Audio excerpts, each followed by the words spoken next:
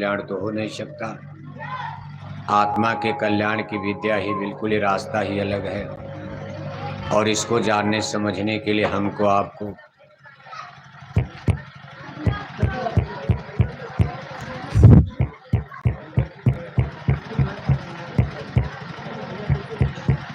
क्या हो गया बाबू साहब?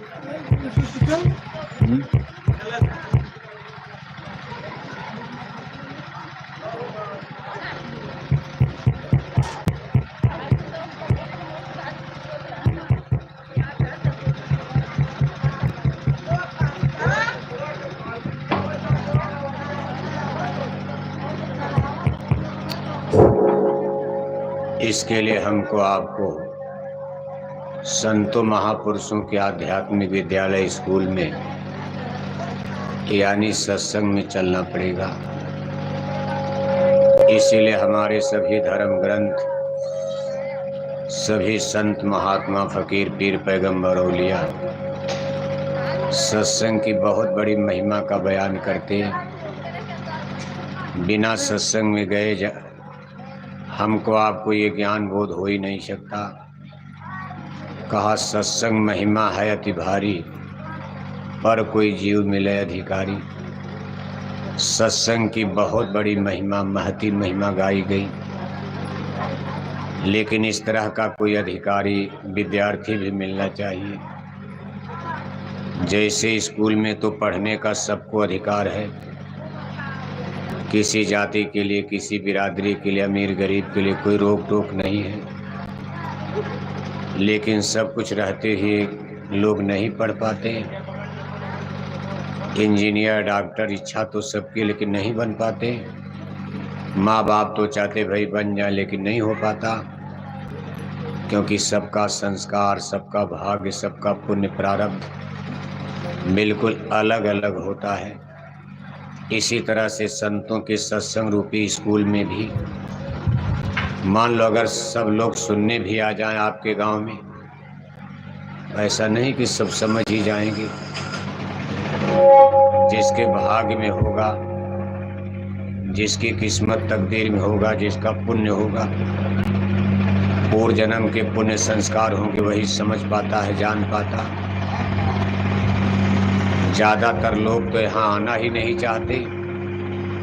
कहा पुण्य पुंज बिन मिले न शंता, सतसंग संसित कर्यंता। जिसके पूर्व जन्म के पुण्य कर्म उदय होते, वही संतों महापुरुषों के सत्संग में पहुँचते हैं, और वही उस सत्संग को समझ भी पाते हैं। अब यह है कि कोई जल्दी समझ जाता, कोई देर में समझता। कोई देखो एक ही कक्षा में कितनी बार फेल होता जाता, और कितने बच्चे एक ही बार में फर्स्ट डिवीज़न पास कर जाते हैं। एक ही बार में अच्छी पढ़ाई, अच्छी डिग्री ले लेते, और कितने लोग बार बार फेल होकर अंत में स्कूल छोड़कर ही भाग जाते। बस यही सब नियम सत्संग का भी है। कितने लोग एक ही बार में सुन लेते हैं, ज्ञान हो गया भाई हमको शाकाहारी बनना चाहिए। जय गुरुदेव मिशन का शाकाहारी धर्म का संदेश सही है, सत्य है। अब आपके गांव में कितने लोग एक ही बार में शाकाहारी बन गए? चलो कम नहीं, ये गलत है। मांस खाने में, मछली खाने में क्या हर्जा है? डॉक्टर भी कहते हैं मछली में विटामिन डी है, अंडा में विटामिन सी डी है। कोई कहता भाई जीव जीव का आहार है, अंडा शाकाहारी है, इसके खाने से ब्रेन माइंड दिमाग तेज होगा, शरीर में ताकत बढ़ेगी। अब तमाम देखो तर्क वितर्क देते हुए वो शाकाहारी बनने के लिए ही तैयार नहीं होते, और जो शाकाहारी नहीं बनेगा वो कभी धर्म अध्यात्म को समझ नहीं सकता। जैसे अगर विद्यार्थी काखा गाघा न पढ़े तो फिजिक्स केमिस्ट्री पढ़ना तो मुश्किल होगा। मूल आधार तो लैंग्वेज यानी भाषा का ज्ञान। जरा उसको घुमाओ भाई, ये घुमाओ डैग। अरे तुम ही दौड़ के घुमाओ बच्चा, घुमा दो। हम मान लो कोई काखा का घर न पढ़े और उसको सीधे आप फिजिक्स केमिस्ट्री पढ़ाने लग पढ़ पाएगा। ठीक इसी तरह से ये प्राइमरी का ज्ञान है। अध्यात्मवाद तो बहुत कठिन विद्या, साइंस ऑफ सोल। जो शाकाहारी नहीं बनेगा वो कभी धर्म अध्यात्म को समझ ही नहीं पाएगा। फंडामेंटल प्रिंसिपल है ये, धर्म और अध्यात्म की पहली कंडीशन और शर्त है। बाकी आप अपने मन से धर्म कर्म करते रहो, कौन मना करता। मंदिर में टन टन घंटी घंटा बजाए जा रहे और 1-1 किलो मछली खाए जा रहे, हरे रामा हरे कृष्णा कीर्तन गाए जा रहे, चंदन तिलक टीका लगाए जा रहे, अखंड रामायण पढ़े जा रहे, जय श्री राम नारा लगाए जा रहे और 1-1 किलो अंडा खाए जा रहे, 10-10 बोतल दारू शराब पिए जा रहे। ये धर्म के नाम पर अधर्म कहा जाता। बुरा मत मानना, कुछ साल के बाद इसका आपको ज्ञान होगा। भी आप तो अहंकार के घोड़े पर चढ़े हो, सबके अंदर घमंड है, कोई न कोई अहंकार है, आप समझ नहीं पा रहे। कुदरत, नेचर, प्रकृति सबके घमंड को कैसे तोड़ती है, यही तो रामायण का ज्ञान है। रावण को कैसे तोड़ दिया। रावण भी पूजा करते थे, ऐसा नहीं करते थे, लेकिन उनकी पूजा में मांसाहार था। राम की पूजा में शाकाहार और रावण की पूजा में भगवान राम का धर्म शाकाहारी और 4 वेद के पंडित राजा रावण का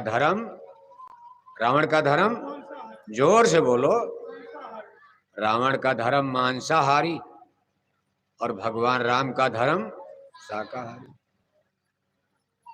5 पांडवों का भगवान कृष्ण का धर्म शाकाहारी और 100 भाई कौरव यानी दुर्योधन का धर्म मांसाहारी।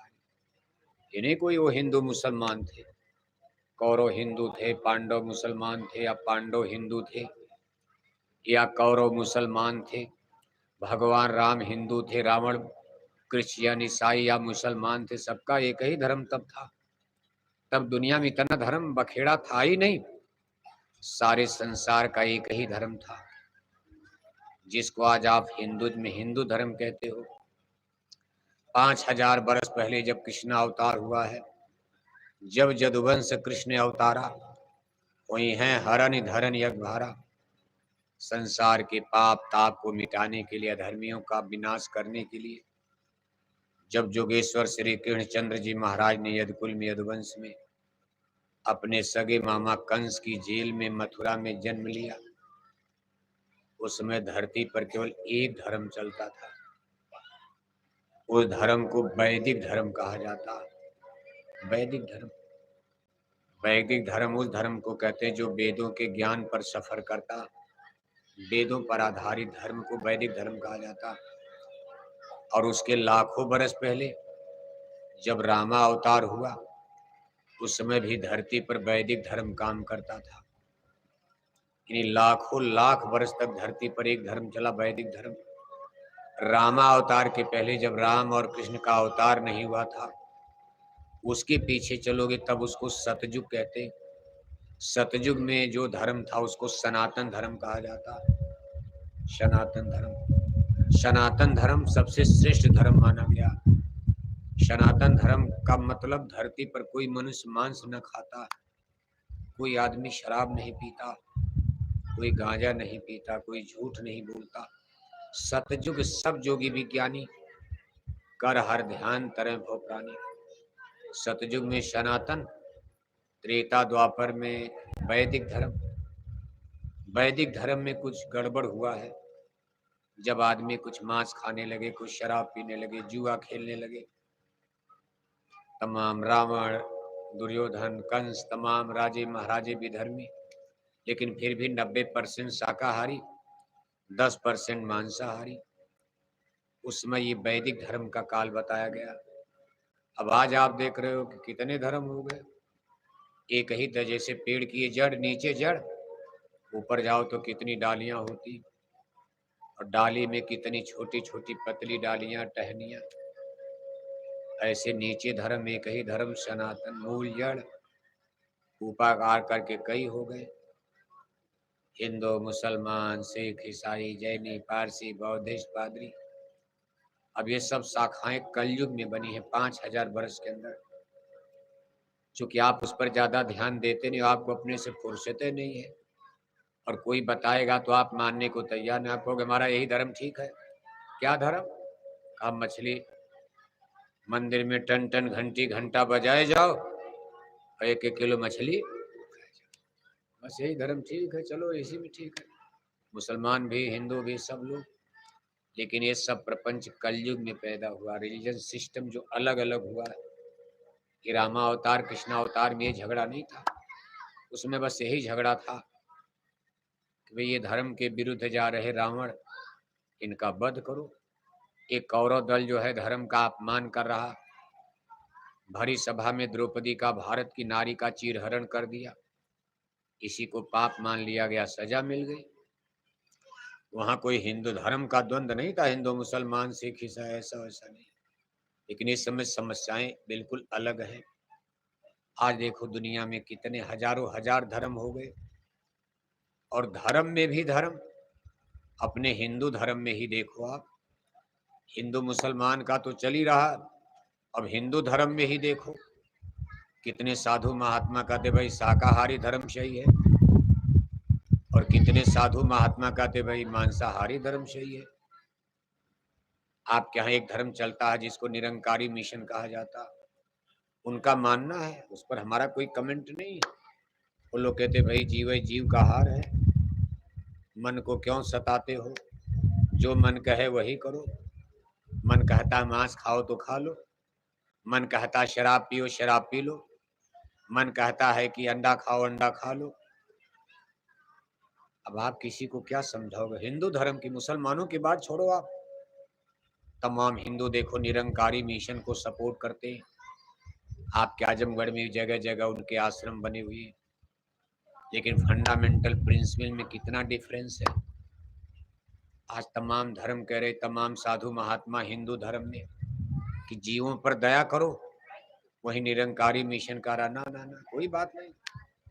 एक कीना बाबा का मिशन आता जिसको अवघड़ पंथ कहा जाता, आप उसमें जाओ, कीना बाबा का नाम सुनते हो, अवघड़ पंथ जिसको अघोर पंथ कहा जाता, उसमें लोग देखो मांस खाते। वो लोग हिंदू ही तो, बड़े बड़े लोग उसको मानते। लेकिन कुल मिलाकर के सत्य क्या है? मुसलमानों की बात, फिर ईसाई हैं, क्या क्या दुनिया में बखेड़ा। कौन समझाएगा दुनिया को? हिंदू कहते गाय माता की पूजा करो, भगवान खुश होगा। मुसलमान भाई कहते गाय माता को काटो, तलवार चाकू लेकर काटो, खुदा खुश होगा।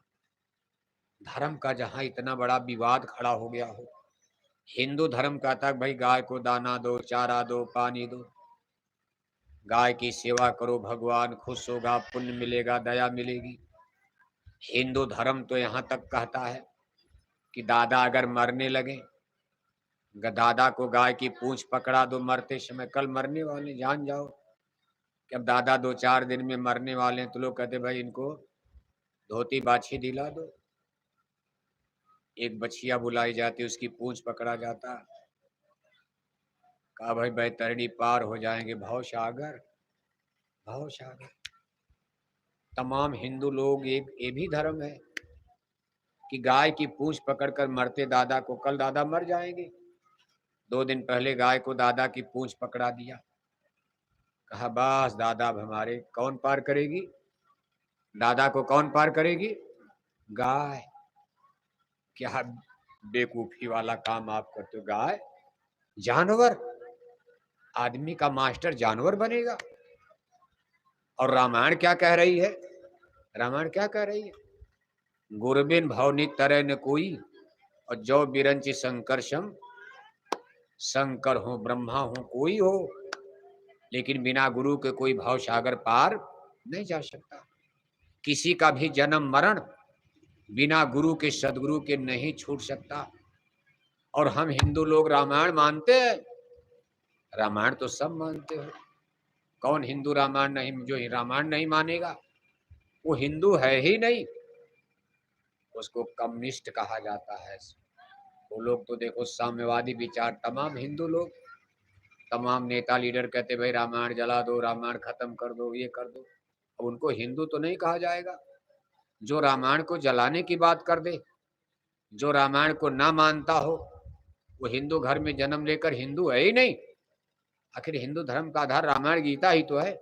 आज की तारीख में राम की रामायण और भगवान श्री कृष्ण की गीता, राम को, कृष्ण को, रामायण को, गीता को हिंदू धर्म से आप बाहर निकाल दो, हिंदू धर्म भी खत्म हो जाए, क्या बचेगा इसमें। वेद है लेकिन वेद हिंदू धर्म को नहीं संभाल पाएगा। वेद संस्कृत में है और बड़ी कठिन संस्कृत में है, उसको कोई जान पढ़ भी नहीं पाता क्या लिखा है वेदों में, इतनी कठिन संस्कृत। और संस्कृत आज के जमाने में हिंदू लोग जानते नहीं। अंग्रेजी भले जान जाओगे लेकिन संस्कृत तो कोई पढ़ता ही नहीं। और वेद संस्कृत में है, उसके फैक्टर क्या है, उसकी थीसिस क्या, उसकी थियरी क्या है, वेदों के फंडामेंटल प्रिंसिपल क्या है, फैक्टर फार्मूला क्या है, कौन जानता उसको। भारत के बड़े बड़े विद्वान नहीं समझ पा रहे क्या लिखा वेदों में। रामायण गीता ही आधार मानकर हम लोग चल रहे हैं कि हमारे हिंदू धर्म का आधार भगवान राम, भगवान कृष्ण और उनकी रामायण और गीता पवित्र पुस्तकें। बाकी और भी साधु संतों महात्माओं की किताबें, स्वामी विवेकानंद का है, दयानंद सरस्वती का है, धर्म गुरु शंकराचार्य का है, हमारे भारत के बड़े बड़े हिंदू पंडित पुरोहित विद्वान बड़ी बड़ी ग्रंथ किताब लिख डाले। अब किताब तो हिंदू धर्म में इतनी बन गई है कि जिंदगी बीत जाएगी, हर किताब का नाम नहीं पढ़ पाओगे, उसमें क्या लिखा हो तो बातें छोड़ो आप। इतनी किताबें अब बनती जा रही, रोज बनती रहती।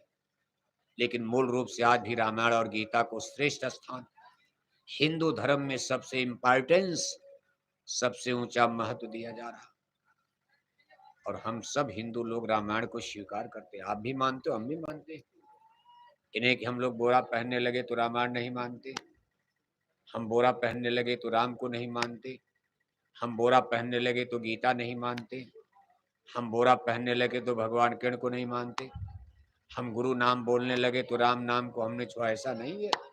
गुरु नाम भी उसी प्रभु का कहा, गुरुर ब्रह्मा गुरुर विष्णु गुरुर्देवा महेश्वरा गुरुर साक्षात परम ब्रह्म है तस्मै श्री गुरुवे नमः। अब ये श्लोक हमारे गुरु महाराज ने तो लिखा नहीं, हम बोरे वालों ने इसको गढ़ा नहीं, ये तो लाखों बरस पहले धर्म ग्रंथों में ये श्लोक हिंदू ग्रंथों में लिखा है। ऋषि मुनियों की बनाई चीज त्रेता द्वापर से ही लिख दिया। इसीलिए भगवान राम ने भी गुरु नाम को स्वीकार किया, कहा प्रातः काल उठ के रघुनाथा मात पिता गुरु नाम है। इन्हीं गुरु को भी भगवान का दर्जा यहाँ दिया गया है। क्यों? कि कोई भगवान से सीधे नहीं मिल सकता। जिसने भी भगवान को पाया है गुरु के सहारे पाया। अब जिसने हमको भगवान को दिखा दिया उसको भगवान से कम नहीं माना जा सकता। अगर आज गुरु न मिलते तो भगवान कैसे मिलते। और जो चीज जो भगवान को दिखाएगा वही जिसने भगवान को पाया होगा। अंग्रेजी आपको वही पढ़ा सकता जिसको अंग्रेजी आती है, उसको खुद अंग्रेजी नहीं आती, आपको अंग्रेजी पढ़ाएगा। इसलिए ऐसे गुरु का दर्जा जो पार ब्रह्म परमेश्वर को प्राप्त कर चुके परम ज्ञानी है, विज्ञानी है, जिनके पास स्पिरिचुअल पावर, आध्यात्मिक शक्ति और सत्ता है, जिनके पास अंतर्दृष्टि शिव नेत्र है, ज्ञान चक्षु है, रोज अंतर्दृष्टि के द्वारा अंतर जगत में झांक कर देवी देवता ईश्वर भगवान का दर्शन दीदार करते हैं, उस मंजिल पर रास्ते पर आते और जाते हैं। अगर ऐसा कोई पुरुष आपको मिल जाए तो आपको भी दिखा देगा, पहुंचा देगा। जो रोज बंबई जहाज से आता जाता है और बंबई की गली गली घूमता है, उसको आपको बंबई ले जाने में, दिखाने में क्या दिक्कत। और जिस बेचारे ने खुद नहीं देखा रास्ते में भटक जाएगा।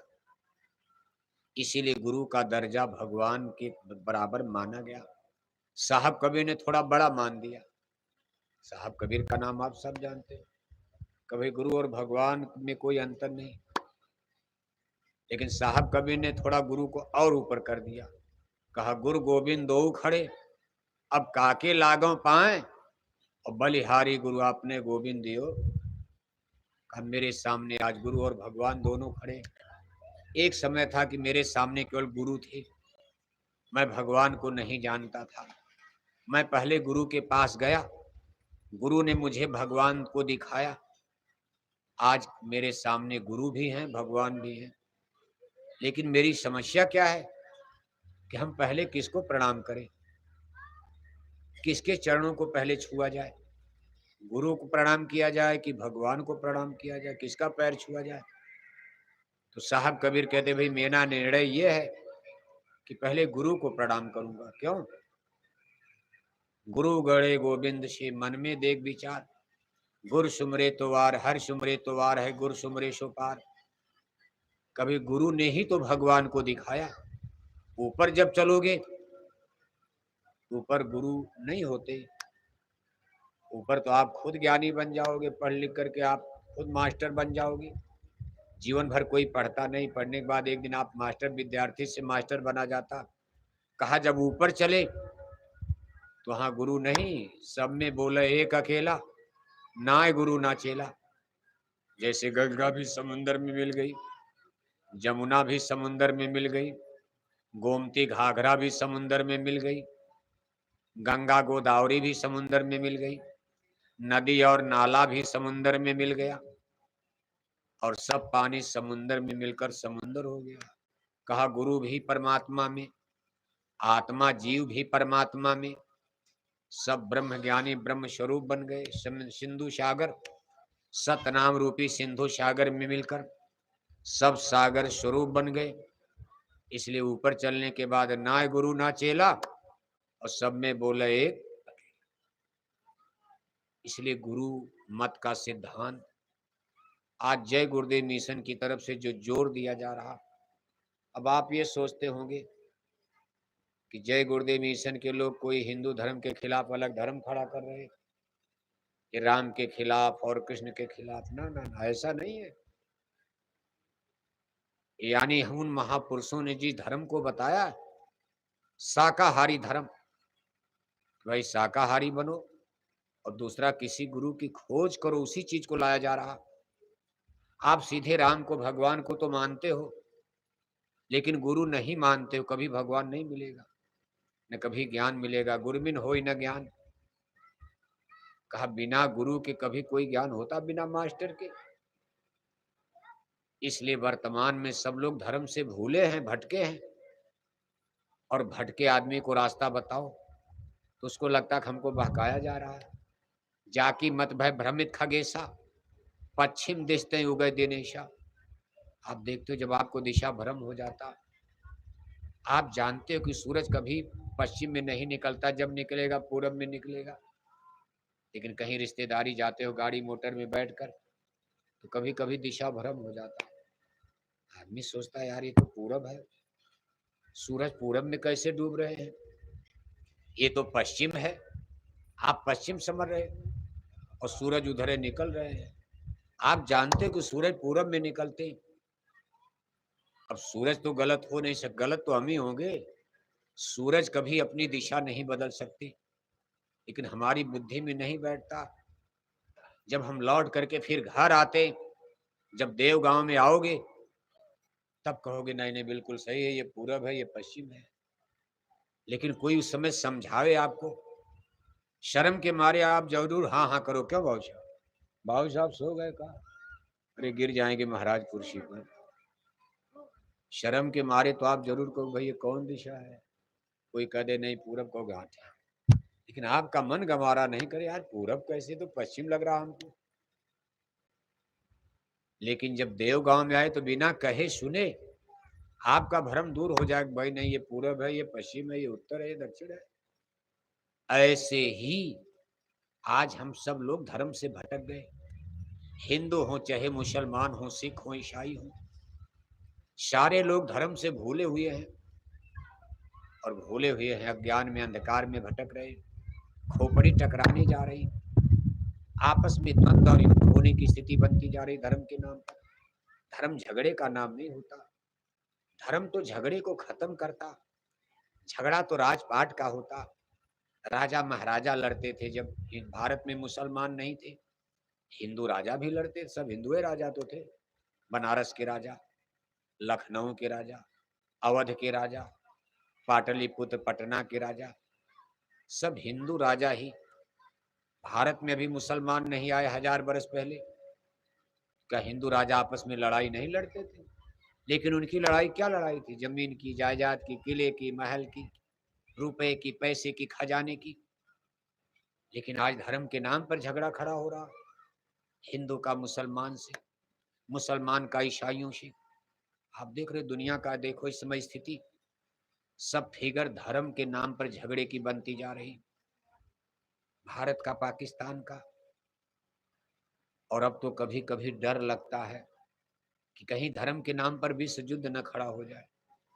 और अब की बार अगर विश्व युद्ध होगा, जिसकी दुनिया में एक खौफ, एक डर और भय बना हुआ, अगर मान लो आपकी बार WW3, जिसका नाम दिया गया WW3, WW3 का मतलब वर्ल्ड वॉर नंबर 3, 2 विश्व युद्ध हो चुका है।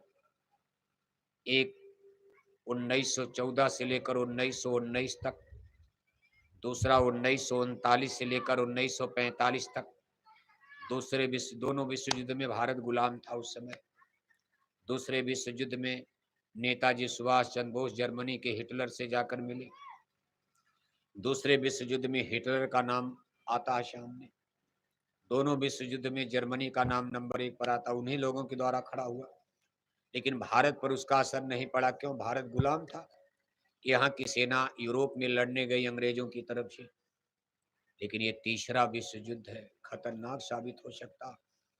इसमें भारत को भाग लेना, क्योंकि भारत आज आजाद है। आज हमारे पास अपनी मिलिट्री है, अपनी फौज है, 17 लाख की फौज। भारत के पास भी थोड़े मोड़े परमाणु बम बन चुके हैं, जिसको न्यूक्लियर वेपन्स कहा जाता।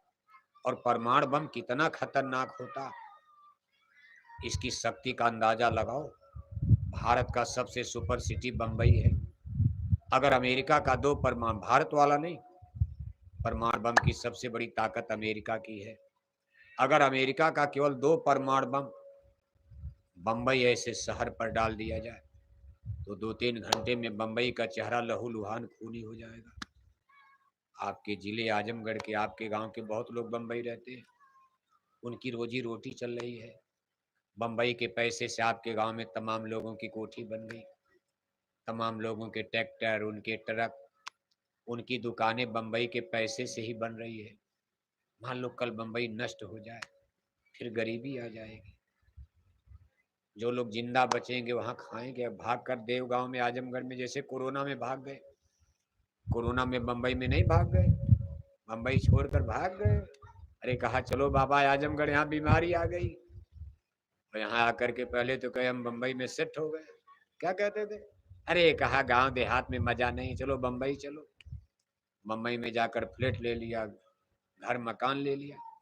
कहा साहब हमने छोड़ दिया गांव, सब भाई और चाचा को दे दिया जमीनों में, अब हम बम्बई में सेट हो गए। और जब बम्बई में कोरोना फैला, भगे वहां से। और जब आजमगढ़ आए, कहा भाई हमारी जमीन कहाँ है, हमारा कागज में नाम कहाँ है? अरे भाई आपने तो सब दे दिया। अरे ना ना बाबा, ना ना हमको दो। झगड़ा होने लगा। और कितने लोग दोबारा लौट के अभी बम्बई गए भी नहीं, बहुत से लोग तो गए। कितने लोग कहे बाबा बम्बई नहीं हो सकता, फिर कोरोना आ जाए, कोई गारंटी नहीं है, फिर बम्बई में कोरोना आ सकता है। और मान लो कोरोना नहीं आएगा तो परमाणु बम, अगर विश्व युद्ध होगा तो गन्ने और चावल के खेत में परमाणु बम गिरा के दुश्मन को क्या मिलेगा? अरबों रुपए का परमाणु बम। और आपके गेहूं के खेत में मिला करके दुश्मन का क्या नुकसान होगा? दुश्मन ऐसी जगह परमाणु बम गिराते हैं जिससे दुश्मन का बहुत बड़ा नुकसान हो जाए। जैसे कोई बहुत बड़ा बंदरगाह है, कोई बहुत बड़ी फैक्ट्री कारखाना, कोई बहुत बड़ा शहर है, दिल्ली लखनऊ जैसी राजधानी है, जिससे दुश्मन की कमर टूट जाए। इसलिए कभी परमाणु बम गेहूं और चावल के खेत में, गन्ने के खेत में नहीं गिराया जाएगा।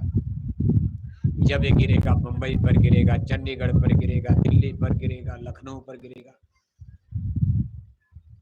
और ये परमाणु बम इतना खतरनाक, और इस समय सबसे ज्यादा परमाणु बम अमेरिका के पास, रूस भी उसी लाइन डोरी में है, उसके पास भी बहुत बड़ी यानी न्यूक्लियर पावर है, परमाणु बम।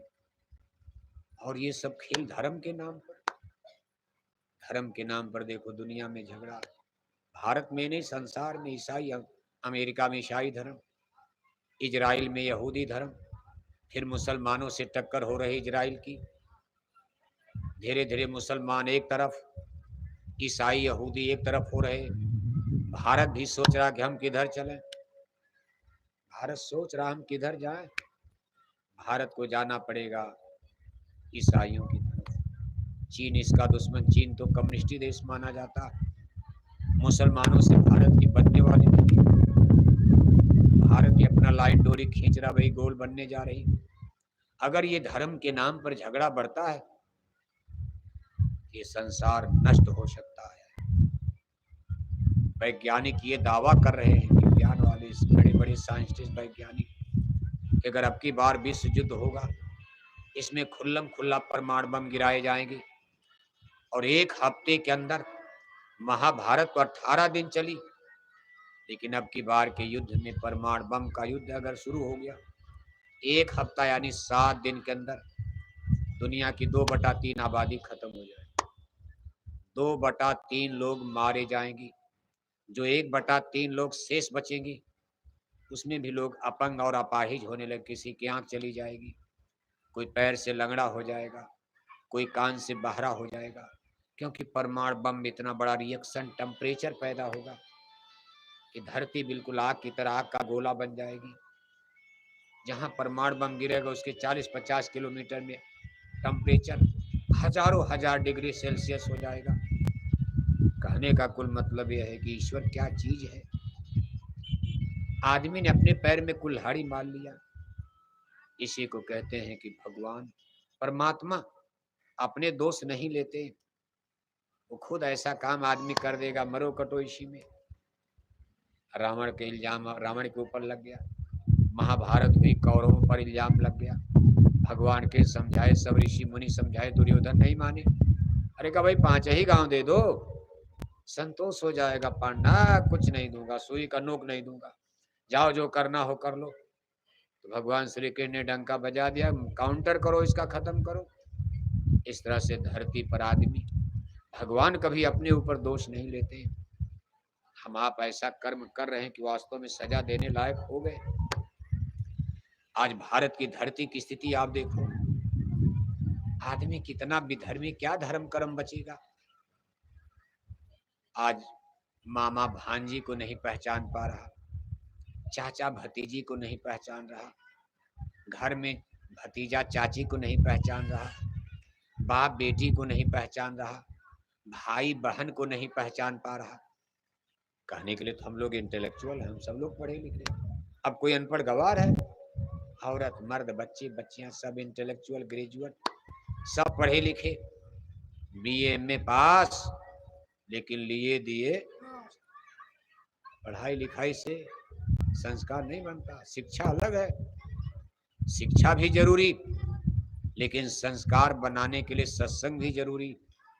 हमारे अंदर अच्छे विचार पैदा हो, हमारा जीवन पवित्र हो, हम सही रास्ते पर चलें, हमारे बाल बच्चों का पवित्र संस्कार बने। इसके लिए बिना सत्संग के नहीं हो सकता। अंग्रेजी बोलते लेकिन उदंड हो गए, इंजीनियर बन गए लेकिन बोलने की तमीज नहीं है, गांव में मास्टर हो गए, प्रिंसिपल हो गए, तमाम पढ़े लिखे देखते हो, लेकिन अपने बूढ़े माँ बाप को ठोकर मार दिया। क्या संस्कार है? बूढ़े माँ बाप परेशान हैं। पढ़े लिखे आदमी का यही सहूर है, पढ़ाई लिखाई का मतलब कुछ। इसलिए शिक्षा से ज्ञान तो मिला, स्कूली ज्ञान, किताबों का ज्ञान, भौतिक ज्ञान, लेकिन संस्कार, नैतिक बल, चरित्र बल, अच्छाई, ये संतों के सत्संग से प्राप्त होता। सठ सुधराए सत्संगत पाई। जब भी आदमी बिगड़ता सत्संग से सुधरता। इसलिए आज जरूरत सत्संग की है, नहीं तो संसार बर्बाद होने जा रहा। आज आप आजमगढ़ में, लालगंज में, देवगांव में देखो, अपने गांव में ही देखो, छोटे छोटे बच्चे शराब पीने लगे। बताओ आप, कक्षा 10 पास नहीं कर पाए, शराब पीना शुरू कर दिया। माँ बाप की चोरी चोरी दारू पी रहे, गांजा पी रहे। और अब तो इतना खराब समय आ गया कि बेटियां शराब पीने लगी। आजमगढ़ में लड़कियों ने भी शराब पीना शुरू कर दिया। गप बोल रहे हैं, गप नहीं है। बड़ी बड़ी यूनिवर्सिटी कॉलेज में जाओ आप, माँ बाप के चोरी चोरी लड़कियां दारू पी रही। इंजीनियर तो बन गई, आपको खुशी होगी कि बेटी इंजीनियर, लेकिन दारू पी रही।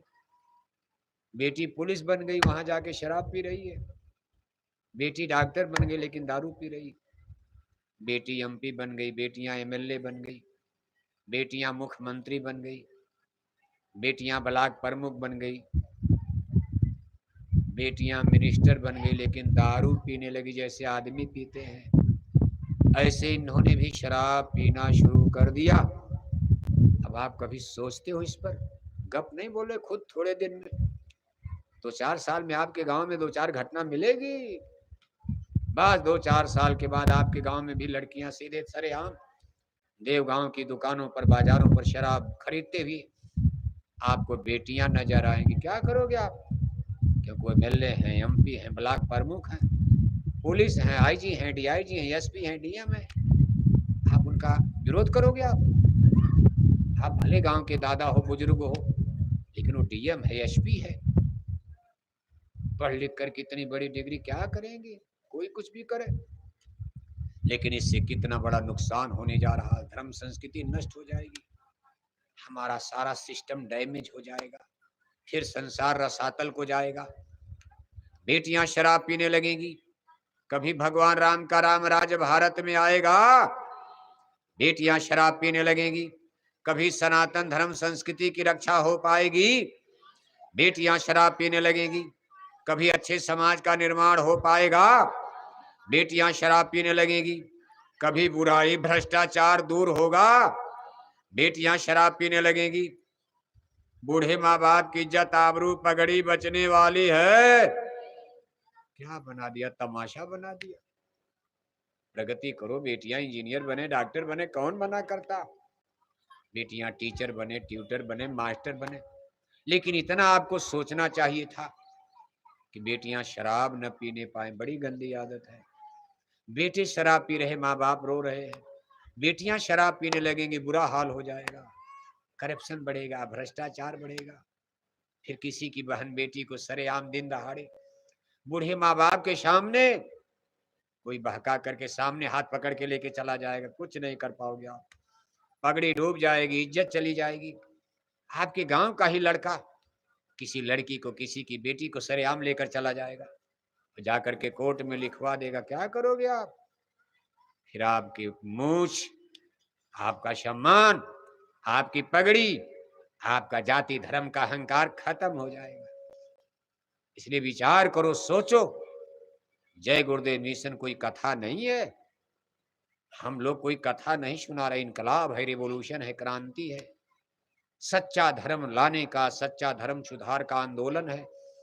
वैचारिक है, इसमें खूनी नहीं है, रगड़ा झगड़ा नहीं, लेकिन आदमी के हृदय को हिलाने वाला, आदमी के हृदय को बदल देने वाला ये जय गुरुदेव मिशन का शाकाहारी धर्म का मानवीय संदेश, आध्यात्मिक सार्वभौमिक शाश्वत सनातन पैगाम संदेश जो हमारे गुरु महाराज के द्वारा जारी हुआ, ये किसी धर्म के खिलाफ नहीं है, धर्म सुधार का है।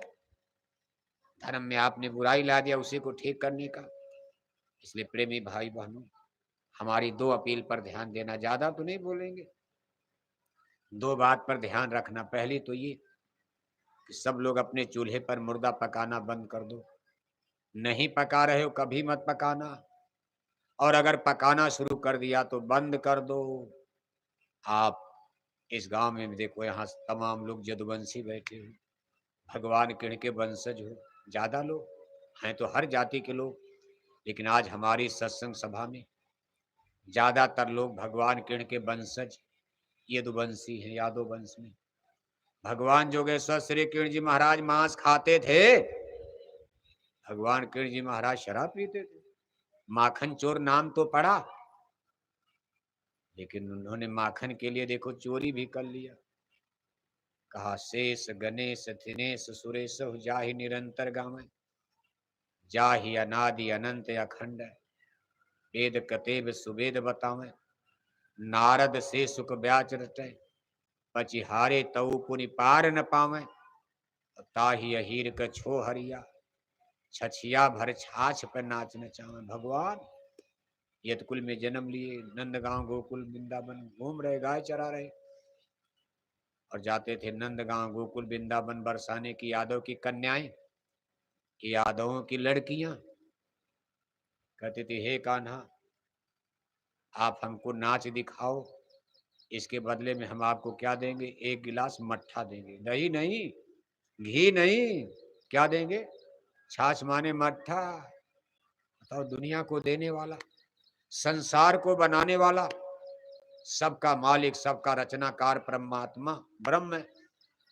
आज एक गिलास मट्ठा के लिए नाचना शुरू कर देते थे, नाचने लगते थे प्रेम भाव में आकर। नचा दिया लोगों ने, एक गिलास मट्ठे पर नचा दिया। सेवरी ने जूठा बेर खिलाकर उनको दीवाना बना दिया, अमर वरदान ले लिया भक्ति का। लेकिन 4 वेद के पंडित राजा रावण कुछ कर पाए उनका? सगे मामा कंस अपनी सारी मलट्टी लेकर उनको नहीं पकड़ पाए, और माता जसोदा ने बचपन में पेड़ में बांध दिया। बताओ, भगवान को बांध दिया। मां बांध सकती प्रेम, लेकिन कोई अहंकारी घमंडी उनका कुछ नहीं बिगाड़ सकता। इसलिए हमारी बात को याद रखना, आगे समय बहुत खराब आ रहा, पछताओगे आप। मांस खाना बंद करो, शराबों का पीना बंद करो, और अपने बाल बच्चों को संभालो आप। अगर अपना मान सम्मान इज्जत आबरू बचाना है, धर्म संस्कृति को बचाना। दूसरी चीज हमारी याद रखना, किसी गुरु की खोज कर लो। अगर जीवात्मा का कल्याण करना, नरकों से बचाना, किसी गुरु को खोजो आप। सदगुरु खोजो रे प्यारे, जगत में दुर्लभ रत्न कोई मिल जाए, आजमगढ़ में मिल जाए, काशी में मिल जाए, अयोध्या में बहुत गुरु हैं। अगर कोई न मिले तो मथुरा चलो आप। अगर बहुत गुरु आपने देख लिया, सब गड़बड़ सड़बड़, क्योंकि गुरुआई में भी तो गड़बड़ सड़बड़ चल रहा है। तमाम गुरु लोग पकड़ के जेल में डाले जा रहे हैं, वो भी तो गुरु थे, लाख लाख चेला बनाया गुरु ने, अब जेल में चले गए। इसलिए गुरु भी करो जान के, पानी पिए छान के, और गुरु करे जान। और जब तक गुरु मिले नहीं सांचा, और तब तक गुरु करो 10। बदलते जाओ, बदलते जाओ, बढ़िया जैसे स्कूल बदलते हो। इस साल नाम लिखाया नहीं, बच्चा पास हुआ, कहा भाई दूसरा स्कूल खोजो आप। कहा लालगंज स्कूल में ले चलो, फिर बच्चा नहीं, कहा आजमगढ़ ले चलो, फिर भी गड़बड़ हो गया, कहा बनारस स्कूल में ले चलो। नहीं स्कूल बदलते हो आप, कोई पाप लग जाएगा। अगर आपको सही गुरु नहीं मिला, बदलते चलो, बदलते चलो, कहीं मिल जाएगा।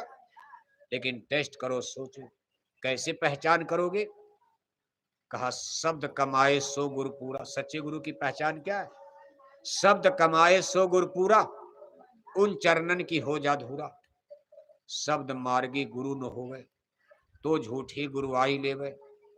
शब्द कमाए सो गुरु पूरा, शब्द सने ही गुरु न होई।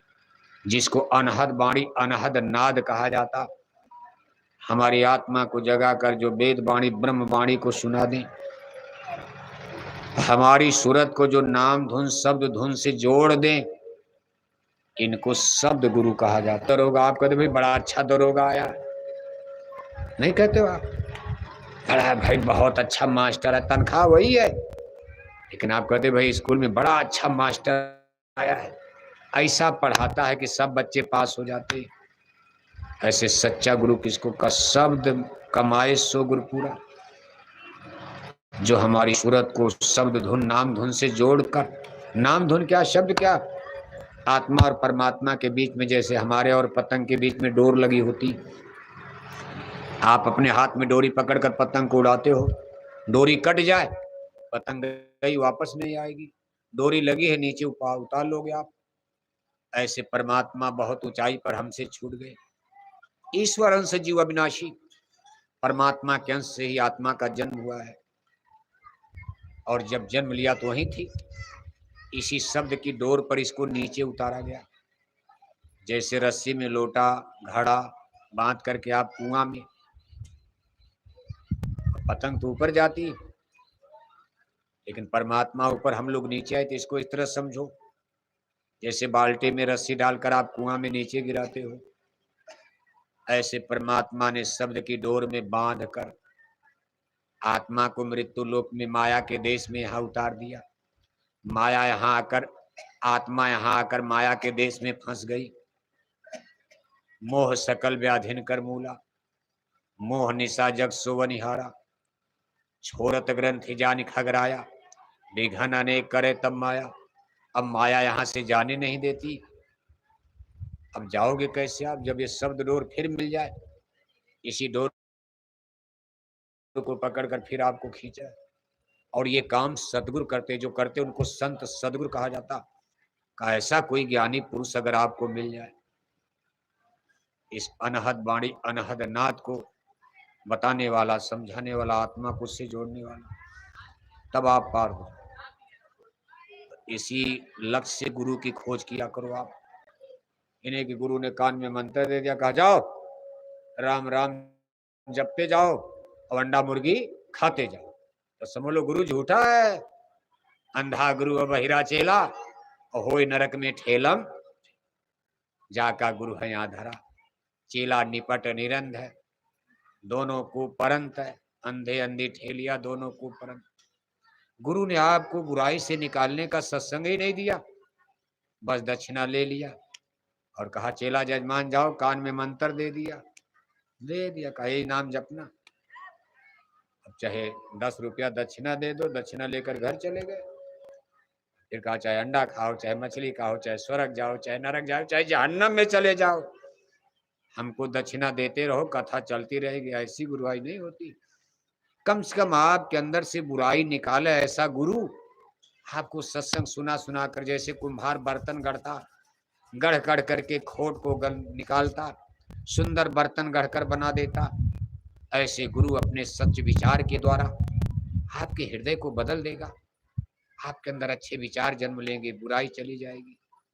और इसके बाद तब इसमें नाम की डोर, ये वेद वाणी ब्रह्म वाणी अनहद वाणी की डोर उतारी जाएगी और इसको आत्मा गहेगी और फिर ब्रह्मांड में चढ़ेगी, स्वर्ग वैकुंठ देवी देवता प्राप्त करेगी।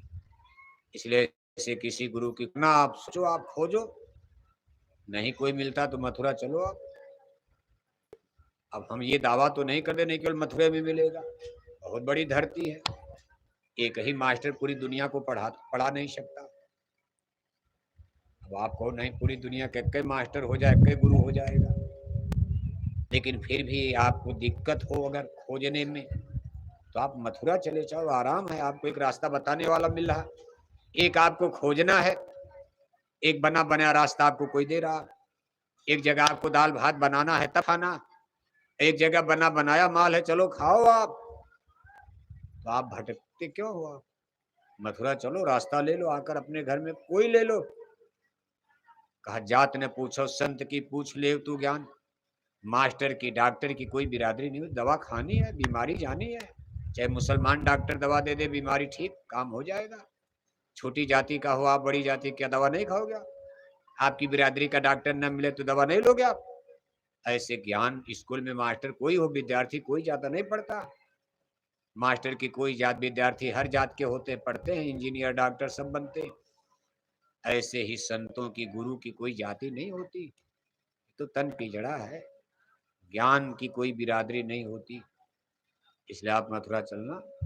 अभी देखो होली का कार्यक्रम मथुरा में बीता, इतनी बड़ी भीड़, अपार भीड़, जो लोग गए आपके देवगांव से, देखो इस क्षेत्र से, लालगंज से भाई राजा राम जी मेहनत करके बस में भर करके आदमी ले गए, कुछ लोग ट्रेन से भी गए। कितनी बड़ी भीड़, और वहां लोगों को सत्संग मिला, पूज महाराज जी ने नाम भेद भी दिया। अब अगला कार्यक्रम देखो 17 मई से 21 मई तक, इन्हें अगले महीने, अब तो अप्रैल लग गया, बस जस्ट अगले महीने में, मई महीने में। बहुत सब सो नहीं गए, जागते रहो, मुसाफिर जागते रहना, नगर में चोर आते हैं, चोर चोर चोर। माया के देश में चोरी तो होती है, गठरी उठा ले जाएंगे, क्या करोगे ले लाद करके, तब तो मर ही जाओगे आप। माया महा ठगनी हम जानी। अब जब सत्संग में आप सोगे तब तो खत्म खेल हो जाएगा, है? देखो आप अभी 17 मई से 21 मई तक मथुरा में भंडारे का कार्यक्रम होगा, 5 दिन लगातार, सुबह शाम सत्संग चलेगा, 2 घंटा सुबह 2 घंटा शाम। और 19 मई को प्रातःकाल अमृत बेला में हमारे पूज्य हुजूर महाराज जी का सत्संग होगा। उनका लोगों को दर्शन मिलेगा, सत्संग मिलेगा और उसी समय नए लोगों को नामदान, गुरु दीक्षा, गुरु मंत्र भी प्रदान किया जाएगा।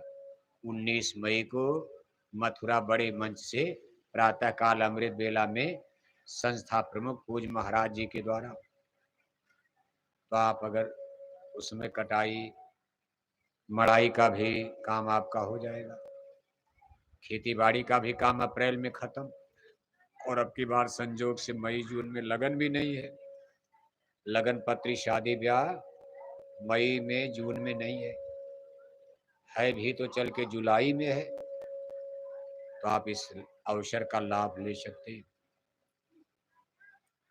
इसके बाद देखो भंडारा बीतने के बाद 3, 4, 5 जून को सरायमीर के पास खानपुर आश्रम पर ये 3 दिन का कार्यक्रम हर साल होता है। वार्षिक उत्सव महोत्सव के नाम पर वार्षिक सत्संग समारोह, आध्यात्मिक मेला, इसमें भी बहुत बड़ी भीड़ आती। और पूज्य महाराज जी का सत्संग इसमें 5 जून को 11 बजे से होता। अब एक कि मथुरा चलोगे तो 5 दिन आपको लाभ और वहाँ बहुत कुछ देखोगे, आप सुनोगे।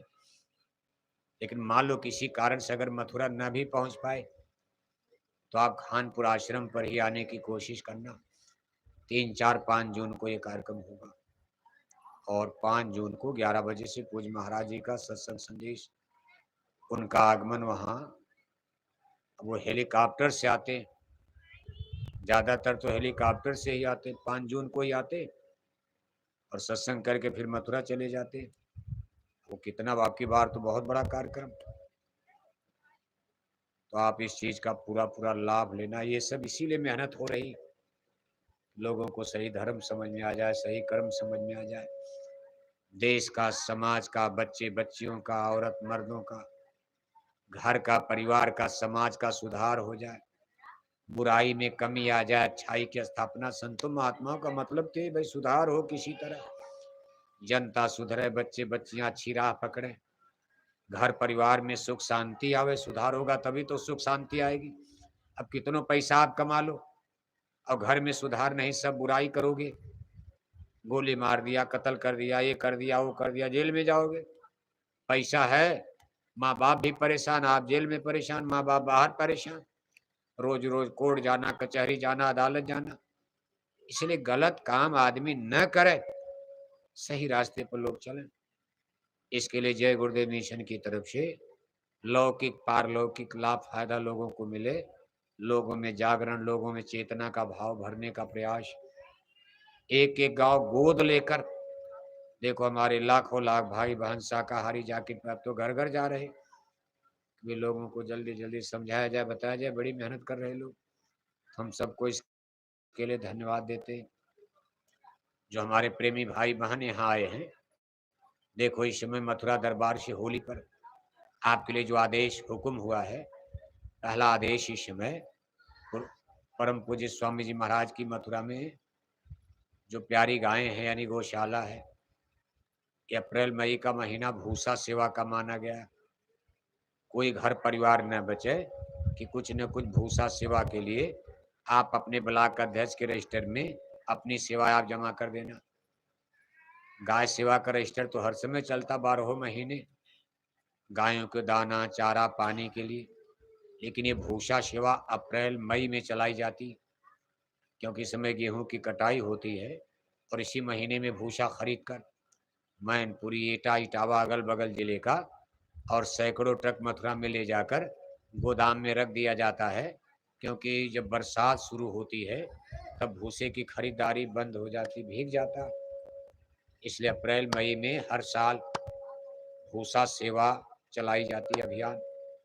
आप भी अपने अपने ब्लॉक में अपने अपने ब्लॉक अध्यक्षों को जमा करना, फिर ये जिला अध्यक्ष के रजिस्टर में जाएगा और वहाँ से ये मई में पूज्य महाराज जी के पास अप्रैल मई में सेवा पहुँच जाएगी।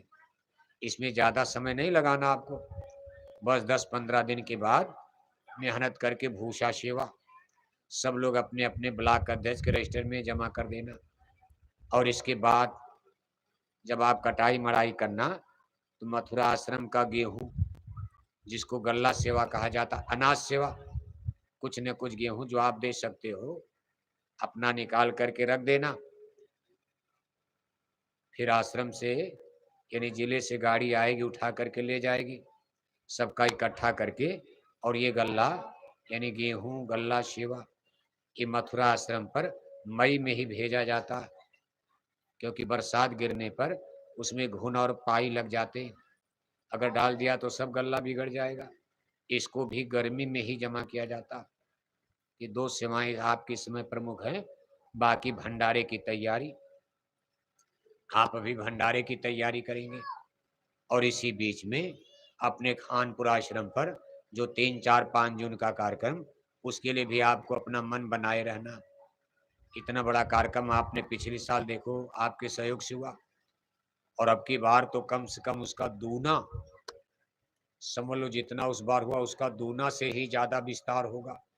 बहुत बड़ी भीड़ आएगी, क्योंकि कोई काफिला वाफिला इस समय 2 महीने अब नहीं चलेगा, सीधे सब लोग आराम से, तो उसका पूरा सबको लाभ मिलेगा। दूसरी चीज इसी बीच में खानपुर आश्रम के लिए देखो,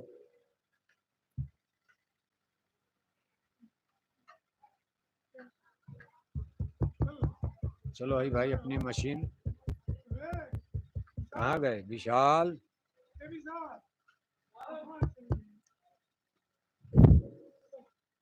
विशाल